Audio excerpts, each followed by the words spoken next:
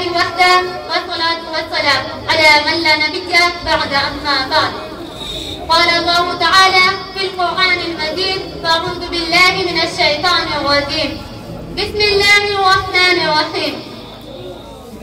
إن الذين فتنوا المؤمنين والمؤمنات ثم لم يتوبوا فلهم عذاب جهنم ولهم عذاب الحريق. باتوں سے بھی بدلی ہے کسی قوم کی تقدیر، باتوں سے بھی بدلی ہے کسی قوم کی تقدیر، بجلی کے چمکنے سے اندھیرے نہیں جاتے. عزیز ساتھیوں، اللہ رب العزت نے قرآن کو ہدایت نامہ بنا کر نازل فرمایا اور حضور صلی اللہ علیہ وسلم کو بھی اسی لیے مبعوث فرمایا کہ لوگوں کو دین کی طرف بلائے اور اپنے اسلام کی دعوت دے اور لوگوں کو صحیح راہ دکھائے. صحابہ کرام رضی اللہ تعالی عنہم نے آپ صلی اللہ علیہ وسلم کی باتوں کو تسلیم کیا اور آپ کی ہدایت پر عمل کرتے چلے گئے تو اللہ تعالیٰ نے ان کے ساتھ نصرت اور آسانی کو شامل کیا اور یہ دین ان کو محنت و مشقت کے بعد ملا. انہوں نے کما حق کہوں اس کی قدر کی اور یہی دین ہمارے پاس بغیر محنت کے ہماری گود میں آ گیا ہے. ہمیں کچھ کرنا نہیں پڑا. مال مفت دل بے رحم والا معاملہ ہے، اسی لیے ہمیں اس کی قدر نہیں نہ اس کے احکام میں چلنے کا شوق ہے. ہم نماز، روزہ، زکات اور دوسرے دینی امور سے بے بہرا اور ناآشنا ہیں. دوستو، اسی لیے مسلمانوں پر قسم قسم کے حالات آتے ہیں. قرآن نے ہر قدم پر انسانیت اور مسلمانوں کی رہبری کی ہے، مگر ہم اس سے دور غیر کا خوف دل میں بسائے ہوئے ہیں. خدا کا خوف ہمارے دل سے نکلا ہوا ہے، اس لیے ہم ان حالاتوں اور پریشانیوں سے گزرتے ہیں. نہ ہمارے دل میں خدا کا خوف ہے نہ اس پر یقین ہے.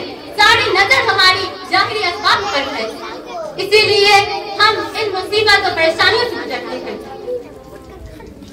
اے مسلمانوں، خدا پر یقین کامل رکھو اور خدا پر بھروسہ رکھو. نماز اور صبر کے ذریعے خدا سے مدد طلب کرتے رہو. یہ دو بڑے ہتھیار ہیں مسلمانوں کے لیے. قرآن اعلان کرتا ہے یا ایھا الذین آمنوا استعینوا بالصبر والصلاۃ کہ ہر وقت خدا کی یاد میں لگے رہو، اطمینان قلب حاصل ہوگا. آج ہر مسلمان کی زندگی پریشانیوں میں نظر آتی ہے. کیوں کہ مسلمان خدا کو بھول چکا اور اس کی یاد سے غافل ہو چکا ہے. اسی لیے آج معاشرے میں یہ ماحول ملتا ہے کہ ہر انسان پریشانی میں مبتلا ہے. وَإِن تَتَوَلَّوْا يَسْتَبْدِلْ قَوْمًا غَيْرَكُمْ ثُمَّ لَا يَكُونُوا أَمْثَالَكُمْ. خدا تعالیٰ کسی قوم کی حالت اس وقت تک نہیں بدلتا جب تک کہ وہ خود اپنے آپ کو نہ بدل لے. إِنَّ اللَّهَ لَا يُغَيِّرُ مَا بِقَوْمٍ حَتَّى يُغَيِّرُوا مَا بِأَنفُسِهِمْ. لہذا اپنے ایمان کو مضبوط رکھو اور اپنے ایمان پر جمے رہو.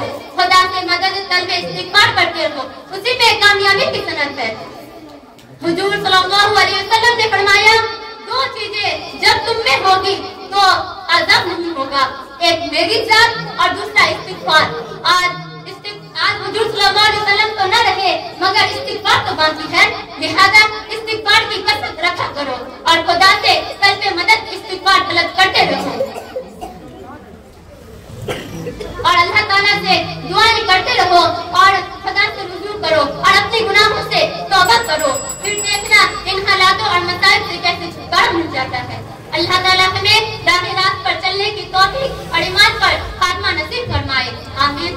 خدا نے آج تک اس قوم کی حالت نہیں بدلی، خدا نے آج تک اس قوم کی حالت نہیں بدلی، نہ ہو جس کو خیال آپ اپنی حالت بدلنے کا. السلام علیکم ورحمۃ اللہ وبرکاتہ.